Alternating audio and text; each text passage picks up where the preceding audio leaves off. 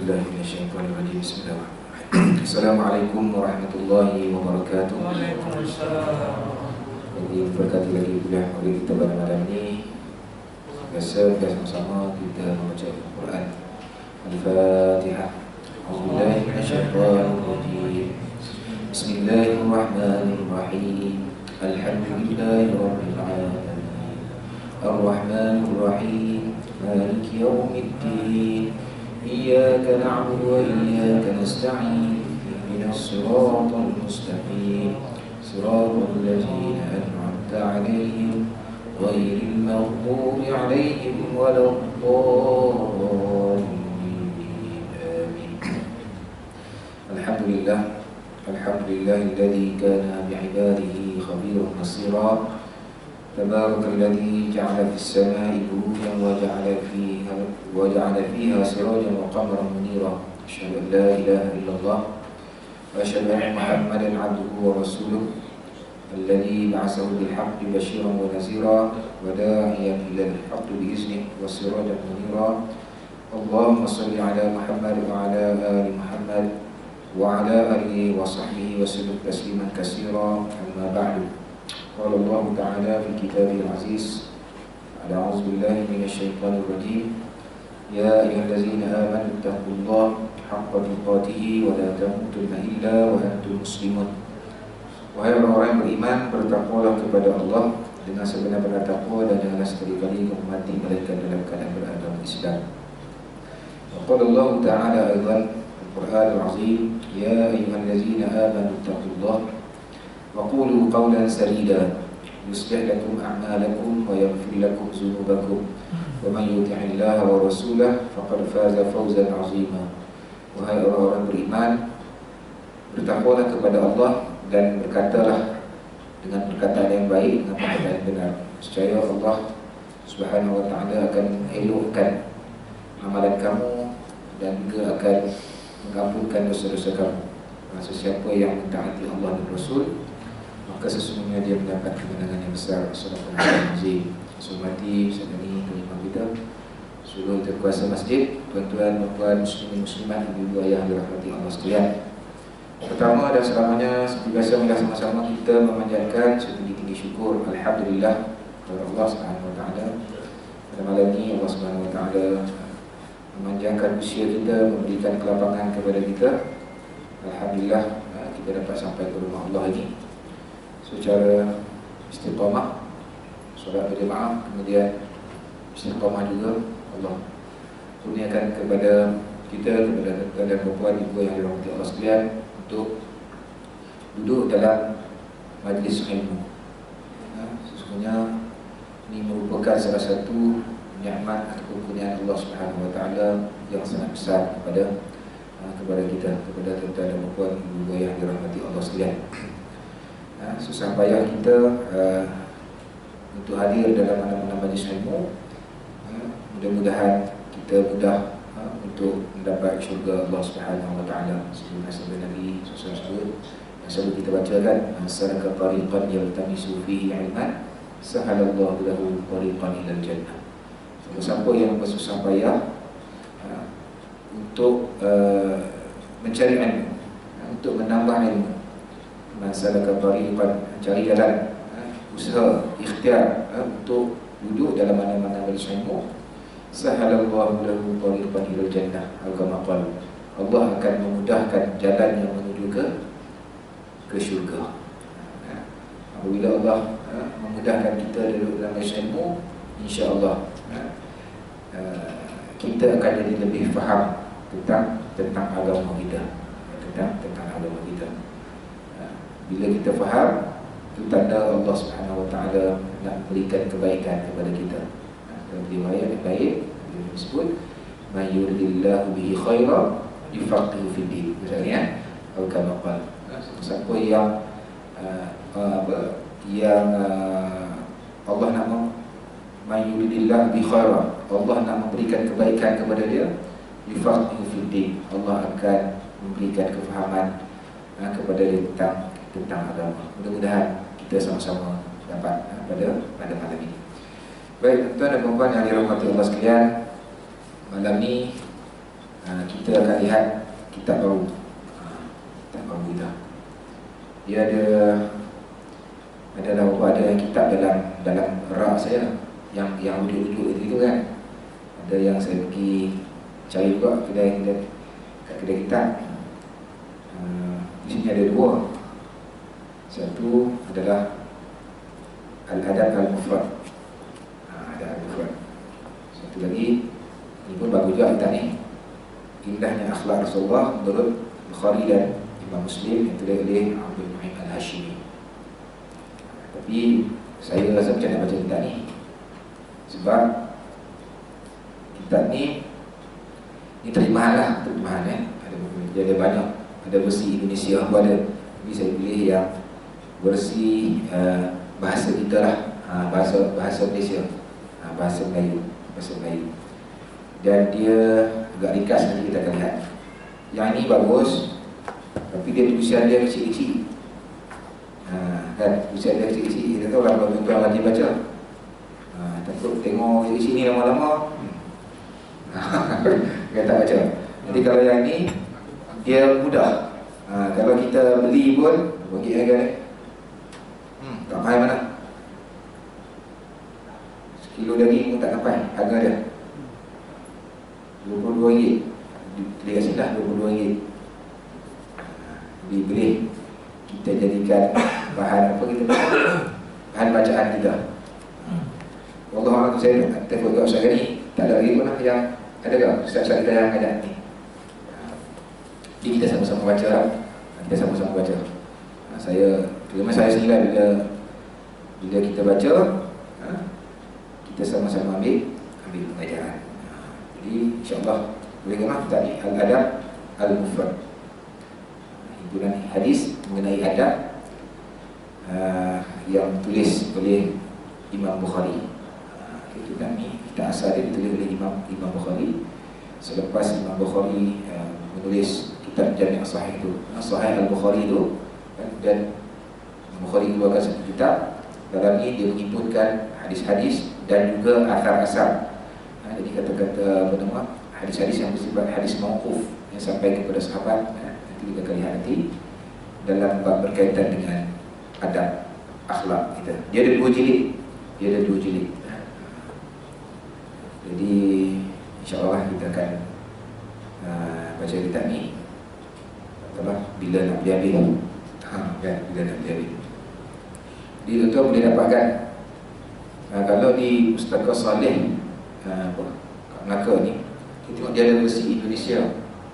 Ada tebal, dia terjemahan juga, terjemahan. Ada sekilas huraian, dia ada tentang syarah hadis juga ada sikit, kan. Yang ini saya beli di Pustaka Mukmin. Pustaka Mukmin di Kuala Lumpur. Kalau siapa pernah pergi Kuala Lumpur, dekat depan Soho tu ada satu kedai kitab Arab, kitab buku agama ni. Besar. Maknanya kalau kita duduk, memang penuh dengan buku lah. Kalau duduk kat situ, dia kalau orang cari kitab, dia tak boleh 10 minit, setengah jam, tak boleh. Sebab tak tahu. Sebab terlampau banyak dan kita kena tanya dia. Dan dia pula tak susun ikut yang ni tafsir, yang ni akidah, tak. Dia main sedikit-sedikit je. Nak boleh keluar satu buku ni, kena alihkan berbelah-belah buku. Contoh kita lah kita. Itu kita apa nama, Pustaka Mukmin. Harga dia RM22. Untuk jilid satu ni lah. Jadi boleh lah. Kalau kita sambil-sambil saya baca lepas ni, kalau tuan dan perempuan dua yang dirahmati Allah sekalian ada, dia lagi elok lah. Kita sama-sama baca. Kalau apa yang saya baca mungkin tak bertempat, tak apa kena, tidak ada masalah, boleh je maklumkan. Kita sama-sama belajar, mudah-mudahan kita sama-sama faham, dan mudah-mudahan kita sama-sama dapat beramal dengan apa yang telah kita pelajari. Itu yang lebih penting. Kalau dari segi ilmu tu sebenarnya yang kita baca nanti memang kita dah pernah jumpa. Sama ada dalam kitab yang sebelum ni, yang kepribadian yang saya baca sebelum ni pun ada juga tajuk-tajuk yang sama juga. Jadi cabaran kepada kita adalah untuk kita beramal dengan apa yang telah kita pelajari. Itu cabaranlah kepada kita. Okay, so ini kitab dia insyaAllah. Hari ini 15 bulan kita mula baca. Okay, kita baca, kita tengoklah sikit apa yang ada dalam kitab ni. Kitab ni kalau kita lihat dia diterjemahkan susunan Amir Mu'minin fil hadis Al-Imam Bukhari. Dia diterjemahkan oleh panel penterjemah Pusat Pendidikan Ahlussunnah wal Jamaah Mantin Kangan Perlis. Ada nama-nama di sana tu. Dia diterbitkan oleh Galeri Ilmu. Kitab ini merupakan cetakan yang ke-6 dah. Kitab buku ni yang terbaru ni 2021 yang tahun lepas. Cetakan pertama dia 2017 yang terjemah dalam bahasa Melayu ni. Mungkin dia perkemas si bahasa dari segi apa, design dan sebagainya. Baik, tuan-tuan dan puan yang dirahmati Allah sekalian, kalau kita lihat kitab ni, kita berkenalan dulu dan sedikit sikit kata, ke dah pernah baca tak? Siapa yang dah pernah baca tak? Korang yang pernah khatam ni? Kalau pernah, saya duduk depan. Dan semua dah duduk baca lah. Korang kalau pernah baca. Kalau pernah baca, baguslah. Maknanya kalau saya ada tak kena atau tak mana-mana, boleh tegur. Kita berlapang dada dalam bab ilmu ni. Bukan pakar, bukan orang kata apa, memang alim betul bab ni. Saya sama-sama baca. So dalam kitab ni dia ada 141 bab. Ada 141 bab. Daripada 141 bab tu ada lebih kurang 300 riwayat untuk jilid yang pertama ni. Ada 300 riwayat. Ada yang riwayat yang marfu' dan juga mauquf.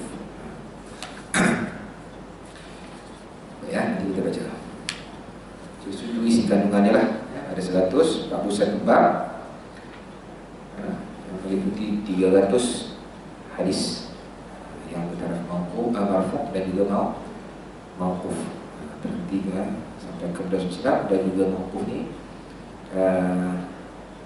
nanti kepada para sahabat. Ya, kita tengok muqaddimah kitab. Muqaddimah kitab ni ditulis oleh Al-Muhaddis Al-Usul Syekh Abdul Fattah Abu Ghuddah. Dia ni merupakan ulama Syria, ulama hadis juga. Dia wafat pada hingga tahun 1997. Kira ulama muda juga lah. So dia dalam kitab ini dia buat muqaddimah. So dia terjemah daripada ini lah. Baik. Apa dia kata? Kita baca muqaddimah dulu kan. Imam Bukhari telah mendatangkan dalam kitabnya iaitu Jami' As-Sahih. Jami' As-Sahih ni kitab Sahih Bukhari. Lebih kurang ada 7,200 lebih. Lebih kurang aku saat ni saya ingat lupa 7,000 lebih. Dalam tu dalam kitab Sahih Bukhari itu menghimpunkan semua hadis-hadis sahih. Semua hadis-hadis sahih. Baik. Bagi tajuk adab dan beliau mengkhususkan sebagai satu bab di samping bab-bab lain. Dalam Jami' As-Sahih itu dalam banyak-banyak bab, salah satu babnya adalah bab yang berkaitan dengan yang menghimpunkan hadis ini berkaitan dengan adab, berkaitan dengan akhlak, berkaitan dengan etika. Akan tetapi oleh kerana ketatnya syarat yang beliau letakkan untuk memasukkan hadis dalam kitab sahih dia akan pilih Bukhari ini. Jadi maka tidak banyak hadis dan asar sahabat yang berkaitan dengan adab dan zuhud yang beliau keluarkan, yang ia riwayatkan dalam Jami' Sahih. Ada yang riwayat yang kata-kata para sahabat dan sebagainya itu dia tidak masukkan dalam Jami' As-Sahih itu. Sedangkan kata-kata sahabat itu memang berkait dengan apa yang disebut oleh Nabi sallallahu alaihi wasallam. Sahabat yang berkaitan dengan asas sahabat yang berkaitan dengan adab dan zuhud yang beliau keluarkan dalamnya. Ini kerana hadis-hadis yang beliau hafal tersebut tidak bertepatan dengan syarat-syarat yang beliau gunakan dalam Sahih Bukhari. Bukhari hafal banyak hadis, tapi tidak semua dimasukkan dalam Sahih. Oleh kerana hadis-hadis dan asar-asar tersebut, asar-asar ini sesuatu yang disandarkan kepada para sahabat. Secara ringkas lah. Kita nak mendalam tu kita kena belajar bab mustalah hadis, kena belajar ulum hadis. Ulum hadis kita belajar tentang pembahagian hadis. Bahagian hadis dari sudut diterima ataupun ditolak, ada bahagian-bahagian dia. Pembahagian hadis dari segi bilangan perawi, ada bahagian-bahagian dia. Kalau dari segi diterima ditolak tu tentu hadis sahih, hadis hasan, hadis apa lagi? Hadis dhaif, hadis maudhu', hadis sahih pula ada lagi bahagian dia, sahih li zatihi, sahih li ghairihi. Kan hadis hasan pun ada bahagiannya, hasan li zatihi, hasan li ghairihi. Itu juga hadis maudhu'. Itu pun bahagian hadis sudut diterima atau ditolak. Mesti bilangan perawi. Kan kita pernah dengar hadis mutawatir, kan? Hadis mutawatir. Dan hadis ahad. Itu pembahagian hadis dari segi bilangan perawi, segi bilangan perawi. Dari hadis berkaitan dengan sanad, jadi mudallas, mu'addal, banyak. Itu kena belajar bab ulum hadis lah. Ulum hadis. Jadi kalau sebuah asal di sini adalah sesuatu yang disandarkan kepada sahabat dan juga para tabi'in. Ya, oleh kerana hadis-hadis dan asal-asal tersebut sangat diperlukan oleh seorang Muslim dalam urusan kehidupannya, maka beliau berpandangan perlunya mengasingkan bagi tajuk adab menjadi sebuah kitab yang terasing daripada Sahih Bukhari. Ini yang ditulis oleh mukadimah kitab lah, ditulis oleh Syekh Abdul Fattah Abu Ghuddah.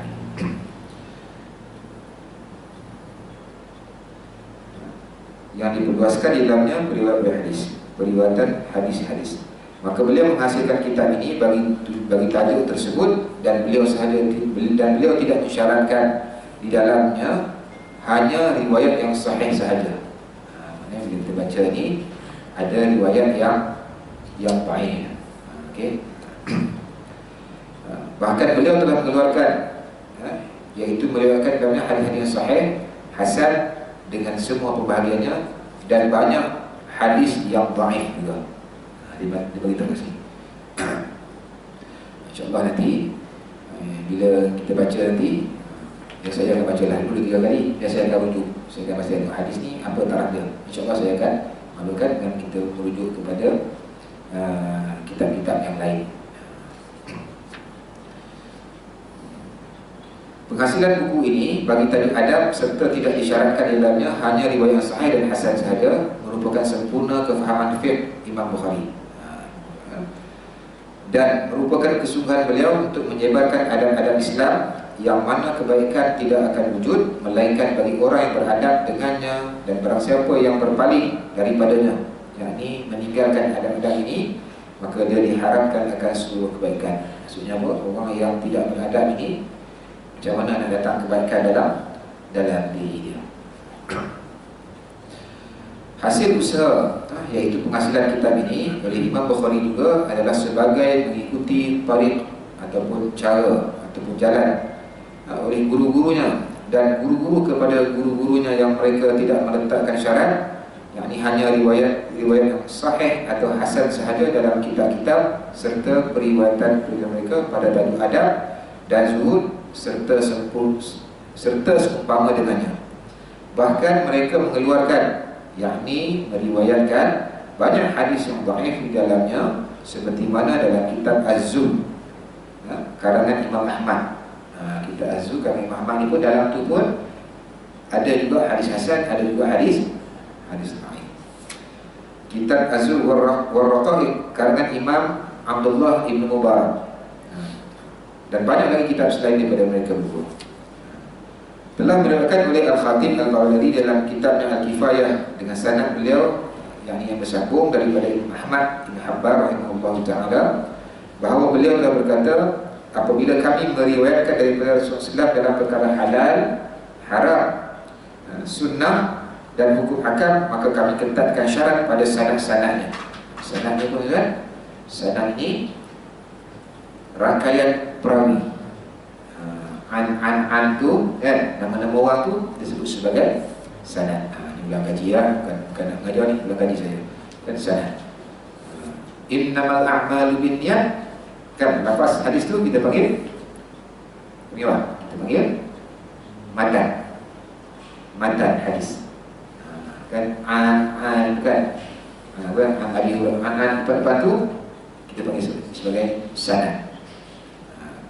Dan innamal a'malu binniyat innamal likulli imrin ma nawa ila akhir kama qalu, itu kita panggil matan. Matan.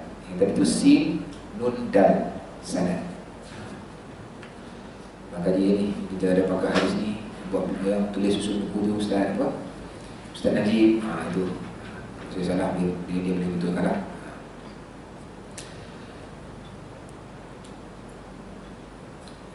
Dan apabila kami meriwayatkan daripada Nabi SAW pada perkara-perkara fadail amal, iaitu kelebihan-kelebihan sesuatu amalan, perkara yang tidak meletakkan satu hukum dan tidak mengangkatnya, maka kami permudahkan syarat-syarat penerimanya pada sanad-sanad.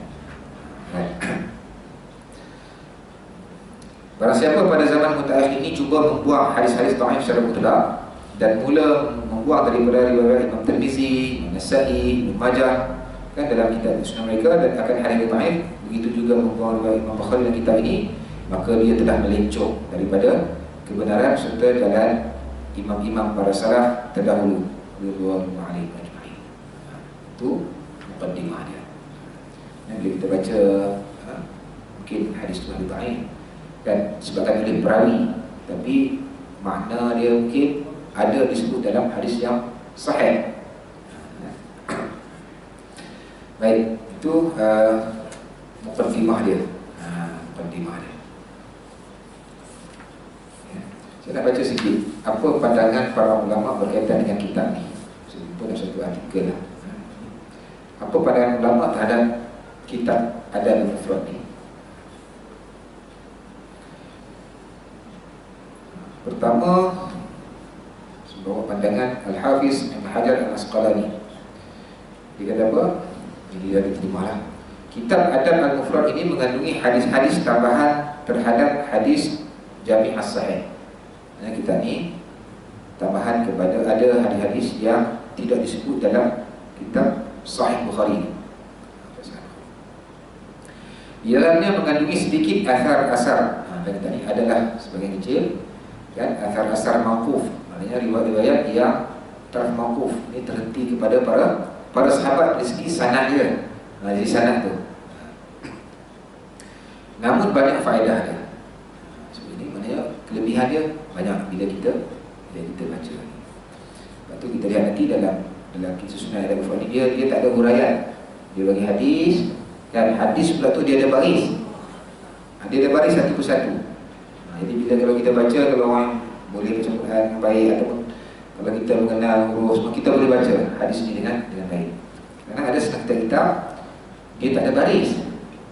Tak ada baris kan. Jadi kalau kita tak apa nak mahir, saya sendirilah, kadang-kadang mungkin kita tersalah dari segi bacaan hadis tu.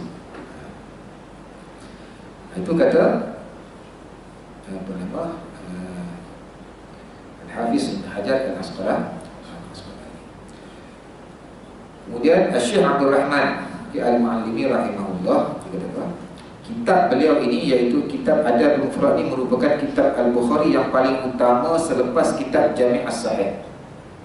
Selepas Sahih Bukhari itu kan, kitab susunan Bukhari yang bernama Adab al-Mufrad ini merupakan yang paling utama selepas Sahih Bukhari itu. Sahih Bukhari. Kita ada tak simpan Sahih Bukhari di rumah? Atau baru ada masjid tiada pun kan, Sahih Bukhari kan?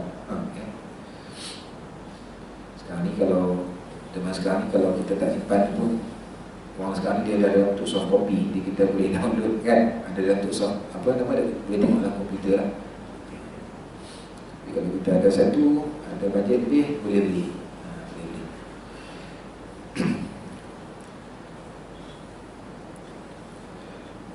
Dia kata merupakan kitab Al-Bukhari yang paling utama selepas kitab Jami' As-Sahih, disebabkan penekanan beliau untuk siapa yang mahu mengikuti sunnah.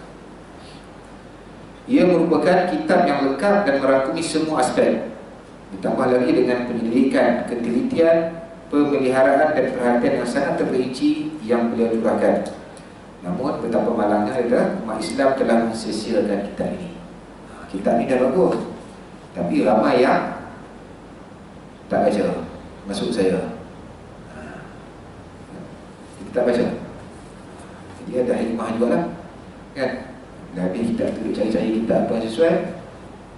Buat kitab ni macam boleh untuk kita sama-sama baca. Mudah-mudahan kita tak termasuklah dalam orang yang mensia-siakan. Ada, saya sebut tadi ada 141 bab di jilid 1 ni. Kalau kita kata satu malam satu hadis, ada 141 minggu. Pakai tak habis, kita ambil umur itu ya. Jadi mungkin kita akan percepatkan sikit kan. Biar kalau boleh setahun ni boleh 1-2 kitab, tak pun habis sampai jilid 2. Paling kurang dah khatam lah satu kitab. Kalau ikut kata-kata Imam Syekh Rahman dia kata, merupakan kitab yang perlu pada umat Islam untuk membaca.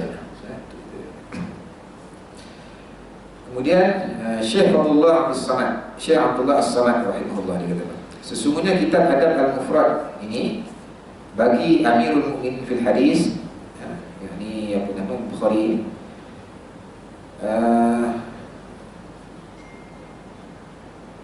pakar ilmu ilal bagi generasi mutaqaddimin dan sekarang, penjaga Islam dan umat Islam, guru kepada sekalian fuqaha dan muhaddisin, seorang imam yang besar kekuatannya, yakni Abu Abdullah Muhammad bin Ismail.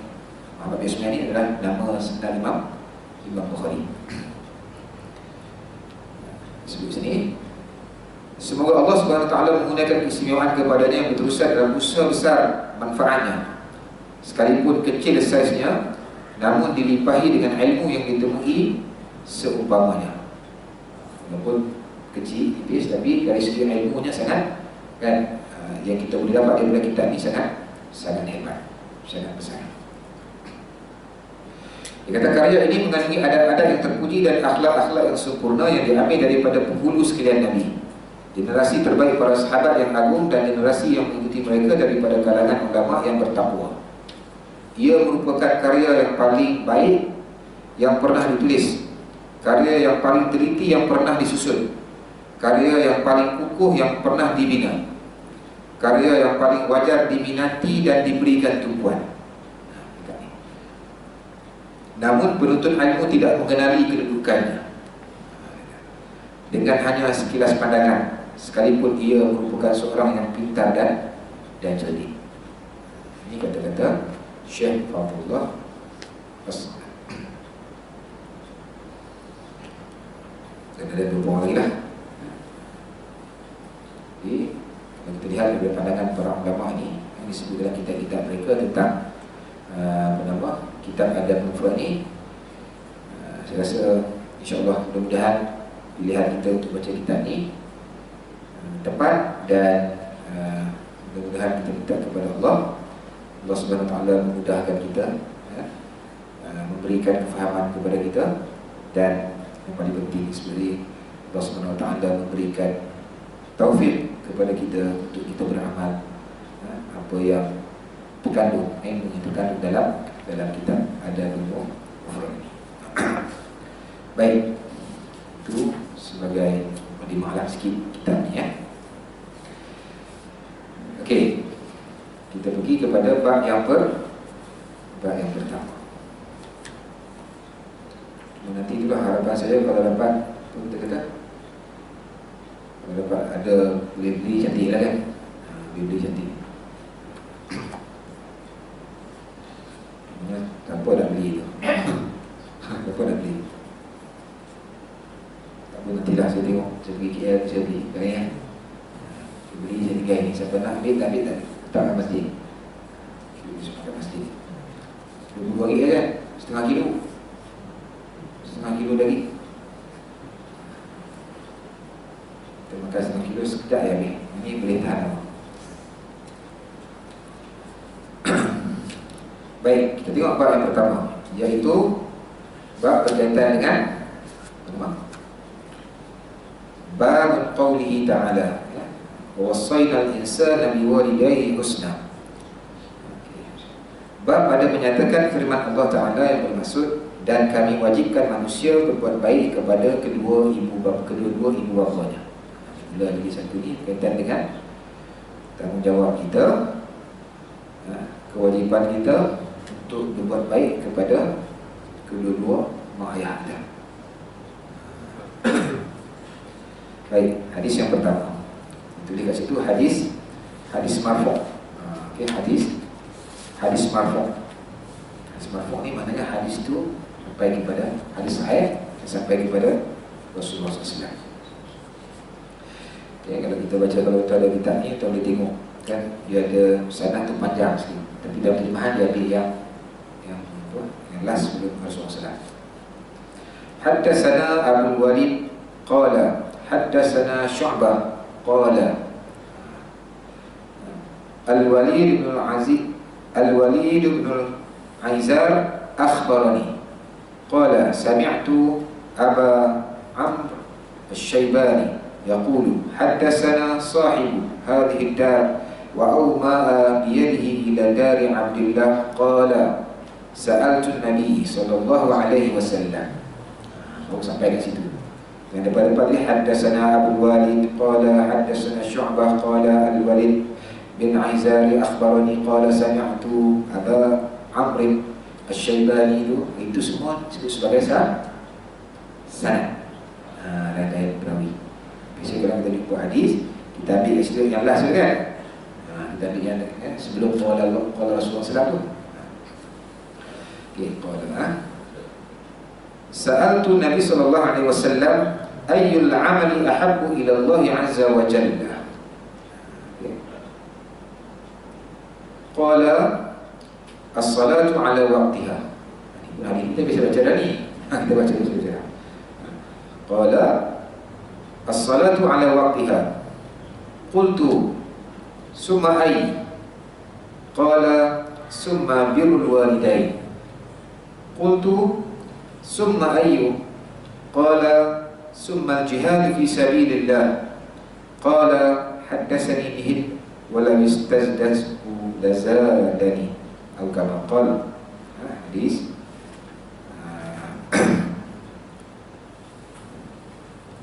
okey, apa maksud dia? Daripada Abi Amru Asy-Syaibani berkata, telah menceritakan kepada kami tuan rumah ini dan menunjukkan dengan tangannya kepada rumah Sayyidina Abdullah bin Mas'ud, yakni rumah Ibnu Mas'ud. Kerana dia buat Ibnu Mas'ud. Ibnu Mas'ud itu banyak anak kepada Mas'ud. Nama dia Abdullah. Ya. Dan menunjukkan tangannya kepada rumah Sayyidina Abdullah bin Mas'ud. Radhiyallahu anhu, beliau, yakni Sayyidina Abdullah bin Mas'ud berkata, aku bertanya kepada Nabi sallallahu alaihi wasallam tentang amalan apakah yang disukai oleh Allah Subhanahu wa taala. Saya ulang kali ini. Tanya kan kepada Nabi, apakah amalan yang paling Allah suka? Baginda Nabi SAW bersabda, as-salatu ala waqtiha. Salat pada waktunya. Salat pada waktunya. Kemudian masuk tanya lagi. Kemudian apa lagi ya Rasulullah selepas salat pada waktu ni? Baginda Nabi SAW menjawab, birrul walidain. Buat baik kepada kedua ibu bapa. Buat baik kepada kedua ibu bapa. Kemudian aku berkata lagi, tanya lagi Rasulullah. Kemudian apa lagi ya Rasulullah? Amalan apa lagi yang Allah suka? Baginda Nabi SAW menjawab, berjihad pada jalan Allah. Beliau berkata, baginda SAW demikian, kalau sekiranya aku tanya lagi, nescaya Allah, baginda Nabi SAW akan menjawab lagi. Selepas ni apa lagi? Selepas ni apa lagi yang paling Allah suka?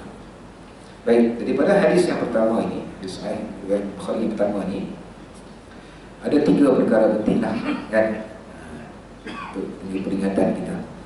Yang pertama, Allah suka apabila kita sembahyang pada waktunya. Ini ada hadis lain lagi yang cerita tentang pada waktu ini. Awal waktu ke dalam waktu itu ada perbahasan lagi. Yang kedua, sebab kita nak fokus kepada tajuk ni, bab dia wasan al-insan Nabi walidayhi husna. Kewajipan manusia berbuat baik kepada kedua ibu bapa. So kita akan fokus kepada hadis lah. Kalau kita nak cerita tentang kelebihan solat pada waktu itu pun boleh. Tapi kita nak fokus kepada berbuat baik kepada kedua ibu bapa. Jadi bila kita lihat kepada hadis ni, tuan dan puan ibu dari orang tak sedar, bila saya baca ni, apa yang terlintas dalam kepala kita? Jadi bila saya baca, daripada kadang kita terlupa kat mak ayah kita.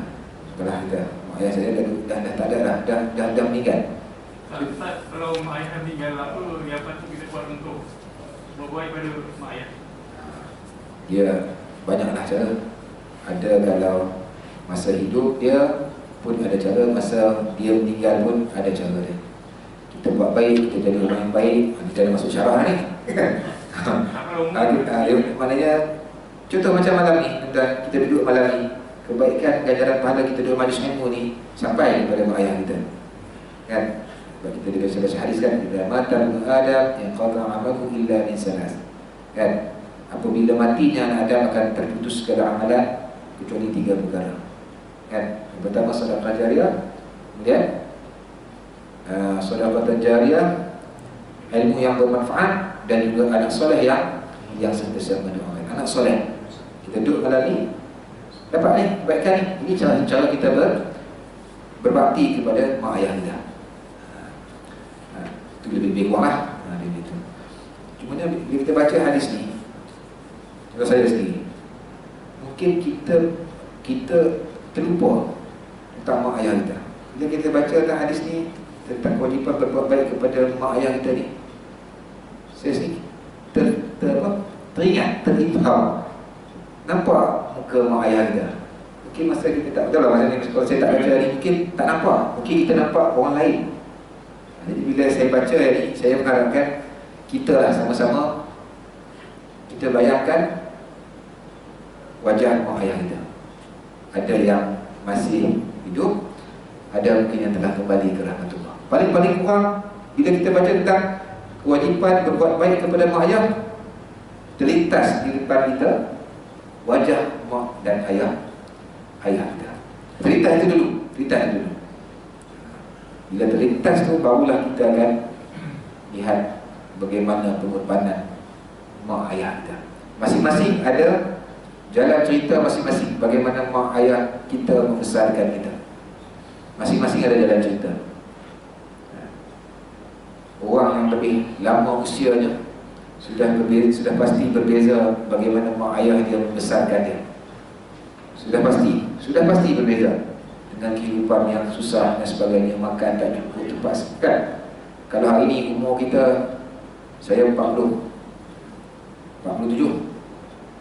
maknanya 47 tahun lepas, satu usia mak ayah mungkin dalam 30-an, kan?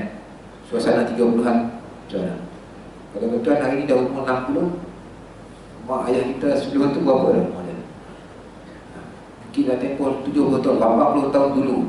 Kehidupan masa tu dalam nak membesarkan kita ni. Pada peluang kita baca ni, belum lagi kita nak berbakti ni, kita mengimbau dulu kenangan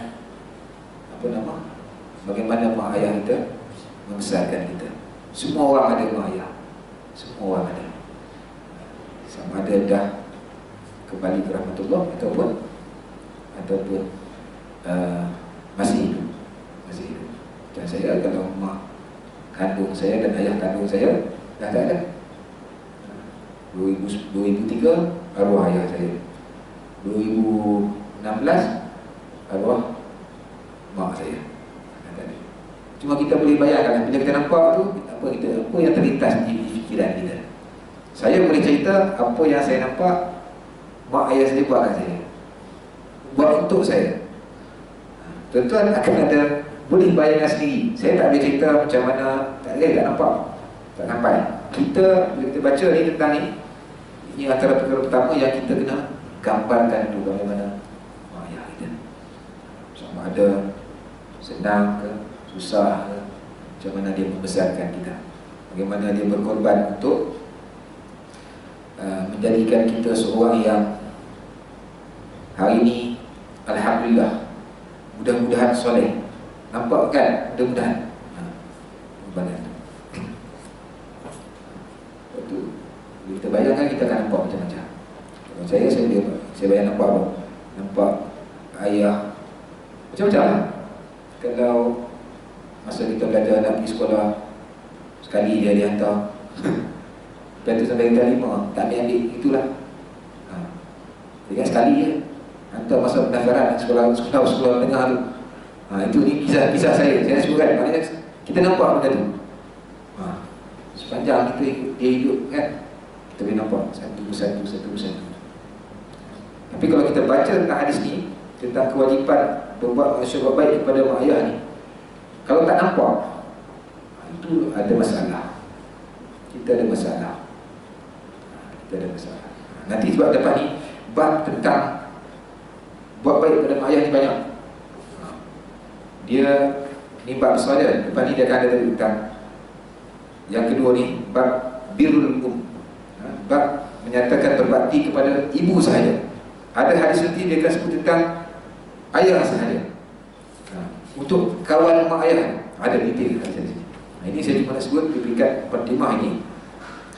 Bila kita baca hadis ni, saya mengharapkan diri saya dan juga tuan-tuan dan puan ibu yang dirahmati Allah sekalian ni, supaya kita dapat mengingat kembali kan apa yang mak ayah kita telah korbankan untuk kita. Ada susah, ada senang, ada seronok dan sebagainya. Kan? Macam sebutlah, kalau saya bayangkan mak ayah saya, bayang mak pergi pedang sama-sama kan, kita kan terbayang macam-macam.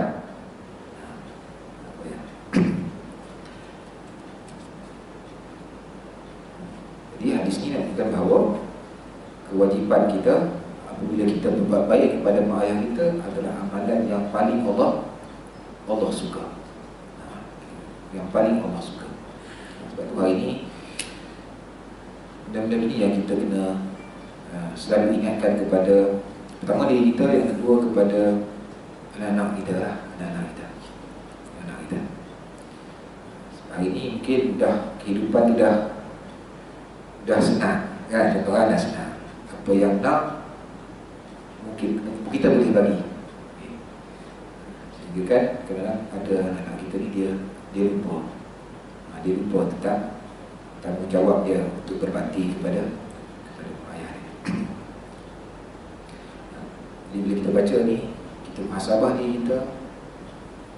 Contohlah paling mudah kita kan, apa benda kita nak buat, paling kurang kita berdoa.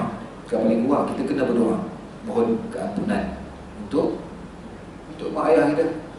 Jangan sampai kita tak tahu nak doa untuk keampunan mak dan ayah kita.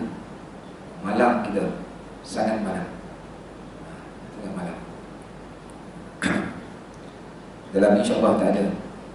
Semua okey kan? Semua okey. Cuma yang kita bimbang takut anak-anak kita. Takut anak-anak kita. Kalau dia semayang, apa doa yang dia baca? Tanyalah kan? Ada tak dia baca doa untuk minta ampun kepada mak ayah? Kalau dia tak ada, kita kena ada baca Allah ma'afili juhubi. Kalau dia tak boleh harap, bagi dia lagi, ya Allah ya Tuhan, kan ampunkanlah segala dosa kedua mak ayah. Pada peluang kita berdoa. Kita berdoa. Ajar anak-anak kita cabaran kita pada hari ini. Baik. Yang kedua, dalam yang kedua ni, dia tulis kat situ hadis mauquf. Dia catat kat situ. Jadi nanti kita tak nampak lah. Nanti kalau ada kitab kita tulis hadis mauquf. Maknanya ini dia terhenti kepada para sahabat. Haddatsana Adam qala haddatsana Syu'bah qala haddatsana Ya'la ibn Atha an abihi an Abdullah bin Umar radhiyallahu anhu qala ridha ar-rabb fi ridha al-walid wa sakhata ar-rabb fi sakhati al-walid. Daripada Sayyidina Abdullah bin Umar radhiyallahu anhu, beliau berkata, keredaan itu, keredaan Tuhan itu, keredaan Allah Subhanahu wa taala itu tergantung kepada keredaan mak ayah kita, kedua ibu bapa kita. Dan kemurkaan Tuhan itu tergantung kepada kemurkaan ibu bapa. Ini dia daripada Sayyidina Abdullah bin Ibn Umar. Penting kat situ. Riwayat ini penting kat situ. Dia apa? Redha Allah redha apabila mak ayah kita redha. Allah akan murka apabila mak ayah kita murka terhadap kita. Ini yang kita kena jaga. Kita baca hari ini riwayat ini. Kita sama-sama lihat. Kita tengok. Saya baca, saya tengok. Ada tak perbuatan-perbuatan kita yang menyebabkan mak ayah kita terasa hati, yang dia tak redha? Sebenarnya kadang-kadang mak ayah kita, dia tak apa kita kata, dia tak nyatakan, dia tak zahirkan yang dia tu terasa hati dengan kita. Wah, ini kehebatan mak ayah ni. Kehebatan. Betul kan? Kita pun pernah ada pun apa, jadi mak ayah, saya pun dah ada anak. Kadang-kadang apa yang anak-anak buat tu, kita tak tergamak nak kata perbuatan kan, tak tergamak. Kita takut anak-anak terasa. Sedangkan perbuatan tu kan menyebabkan dia terasa, dia terluka, dia kecil hati dengan kita. Kalaulah katakan perbuatan itu bukan dia tak redha, Allah tidak redha sebabkan mak ayah tidak redha. Itu sebab ni kita kena berhati-hati. Kita kena bagi, saya yang cakap ni pun kena berhati-hati. Walaupun mak ayah kandung tak ada mak ayah mak mentua ada, ayah mentua ada, sama itu. Sama tu kan. Maka kena jaga. Jangan sampai perbuatan kita boleh mengundangkan terasa hati, kemurkaan dan sebagainya. Sebab kalau tak redha, tergantung Allah tak redha. Nauzubillah min zalik. Jadi cukup sekadar dulu sebagai mukadimah kepada kita ini, iaitu bab qauli ta'ala wa sunnah Isa Nabi walidayhi husna. Insyaallah minggu depan kita akan sambung bab birrul bab pada menyatakan berbakti, yakni berbuat baik kepada mak, kepada ibu. InsyaAllah mudah-mudahan apa yang kita mesti pada malam ini baca Al-Quran atau kitab Adab ni memberikan tazkirah, nak kata ilmu baru, bukan ilmu baru sangat, semua dah maklum, sebagai tazkirah saja kan, peringatan kepada kita. Mudah kita dapat beramal dengan peringatan tersebut. Wallahu a'lam. Baik daripada Allah yang lemah dan kuat itu semata saya sendiri. Mohon ampun, maaf dan puan. Ada salah silap. Auzubillahi minasyaitonir rajim. Bismillahirrahmanirrahim. Alhamdulillahirabbil alamin. Wassalatu wassalamu ala Rasulillah wa ala alihi wa sahbihi ajma'in. Allahumma ja'al jam'ana hadza jam'an marhuma wa tafarruqana min ba'dihi tafarruqan mubaraka wa ma'suma. Allahumma arinal haqqa haqqan warzuqna ittiba'ah wa arinal batila batilan warzuqna ijtinabah. Allahumma rabbana atina fid dunya hasanah wa fil akhirati hasanah wa qina azaban nar. Sallallahu ala sayyidina Muhammadin wa ala alihi wa sahbihi wa sallam. Walhamdulillahil alamin. Billahi taufiq wal hidayah wal ridha wal inayah. Assalamualaikum warahmatullahi wabarakatuh.